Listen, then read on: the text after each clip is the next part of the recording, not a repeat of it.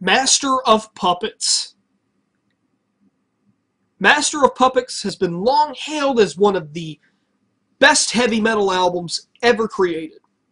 Rolling Stone, Guitar World, no matter what musical outfit that seems to even bother with metal music has hailed that this album is one of the best metal albums of all time.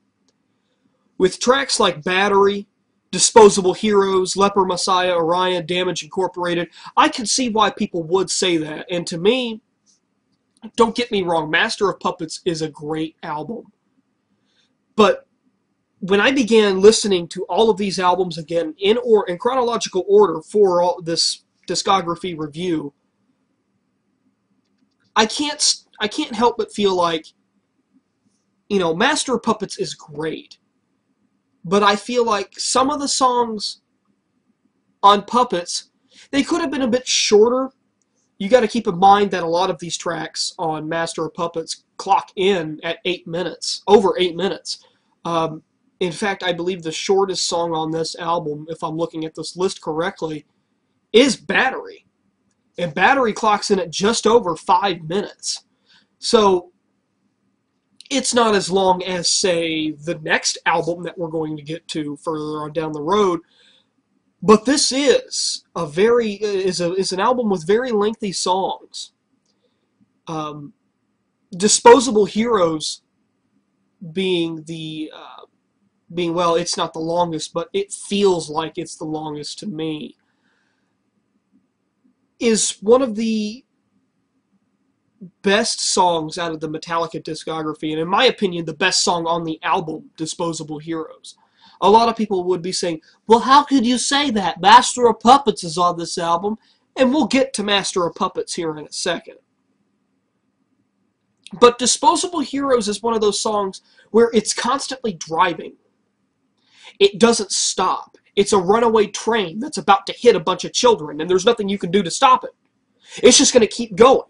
And then all those children's body parts are going to be flying off at you, and there's nothing you can do about it because it's too fucking awesome.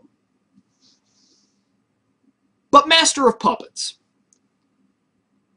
which has possibly one of the most recognizable riffs in heavy metal.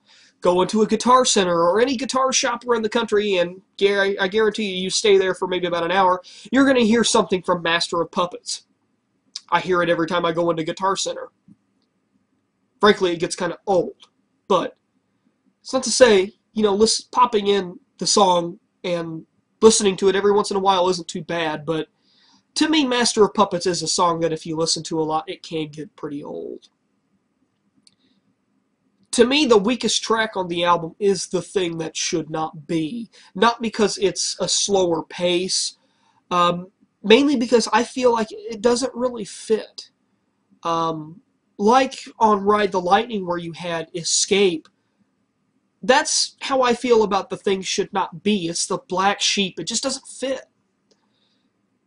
Then we have Orion, the instrumental on the album, which was also the last song that any of the members of Metallica recorded with Cliff Burton before he died on the Master of Puppets tour. Is a fantastic instrumental. I rank it second out of all the instrumentals that Metallica has ever done. And Damage Incorporated, I used to listen to that song going through the hallways of high school. I think my freshman year. So what? That would have been like 6-7 years ago. And it was always one of those songs that I feel like I could just kick some ass with. Master of Puppets, back in the Xbox One days, when I had my copy of Counter-Strike for the regular Xbox, in fact, most of the Metallica discography was in constant rotation while I was playing Counter-Strike. So, I do have a very strong history with Metallica, and I know a lot of my subscribers may notice that I'm more partial towards Megadeth or other thrash metal bands compared to Metallica, and they even insinuate that I hate Metallica. I don't hate Metallica at all. But I do draw a line with where the good material begins and where it ends. And I think that is where a lot of people seem to think that it's okay for my opinion to be invalid, which everyone's opinion's invalid. Leper Messiah also is a track that I've heard disputed before.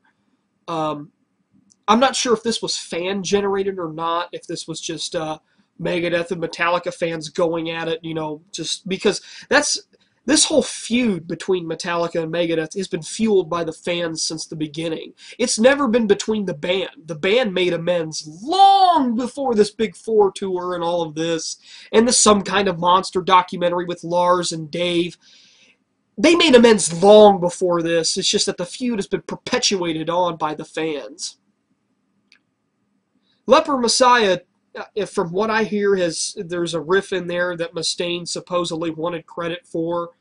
I don't exactly know the validity of that statement. But to summarize, Master of Puppets, again, like the previous two albums, are undisputable classics.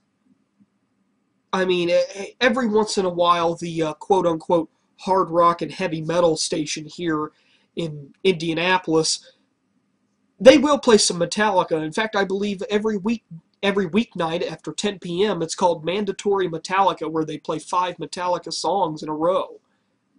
Mandatory. So it's nice to see that every once in a while they get recognition, except my only request would be that that radio station would be play more stuff off of the first 4 albums, please. I'm tired of hearing Load and Reload every time I listen to that segment. If I had to give Master of Puppets a grade, I would give it a 9.5 out of 10, and you may be raging right now because I gave the previous 2 albums a 10 out of 10.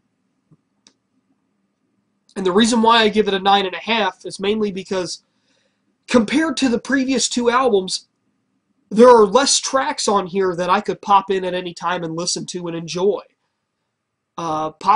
Probably the only tracks that I could listen to at any time and enjoy would be Disposable Heroes, Orion, Damage Incorporated. Every once in a while I like to listen to Leper Messiah. I hardly ever listen to Battery, Master of Puppets, Welcome Home Sanitarium. So the album gets a 9.5 out of 10 for me. And the next album that we're going to get into further on down the road is one that I constantly have debates about with people. And, well, that's a topic for another day. Danny here from Metal Couch, signing off.